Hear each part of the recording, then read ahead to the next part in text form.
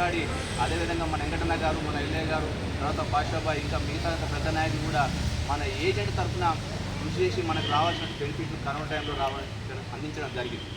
తర్వాత కరోనా టైంలో మనకు రవీంద్రనాథ్ చనిపోవడం మనకు అందరికీ చాలా బాధాకరం. ఎందుకంటే ఆయన ఈ మన లియాఫీ సంవత్సరం మన ఏజెంట్ల పక్షాన ఏజెంట్ల కొరకు పోరాడినటువంటి మహోన్నత వ్యక్తి కనుక ఆయన ఒక వ్యక్తి కాదు, ఒక శక్తి. మన ఏజెంట్ల పక్షాన నిరంతరం కృషి చేస్తూ మన ఏజెంట్లకు రావాల్సినటువంటి హక్కులని సాధించే విషయంలో ఏందాకైనా పోరాడే వ్యక్తి, ఎంతవరకైనా కొట్లాడే వ్యక్తి మన రవీంద్రన్న. ఈరోజు మన మధ్య లేకపోవడం చాలా బాధాకరం.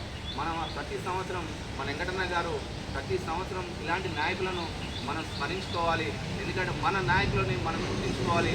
మనం ఎవరైతే మన హక్కుల కోసం మన దాంట్ల కోసం పోరాడే నాయకులు ఎవరైతే వాళ్ళు ఖచ్చితంగా మనం గుర్తించుకోవాలని ఇంత పెద్ద మంచి నిర్ణయం తీసుకుని వెంకటన్న గారికి మరి లియాఫీ నాయకులందరికీ కృతజ్ఞతలు తెలియజేస్తూ ముగిస్తున్నాను.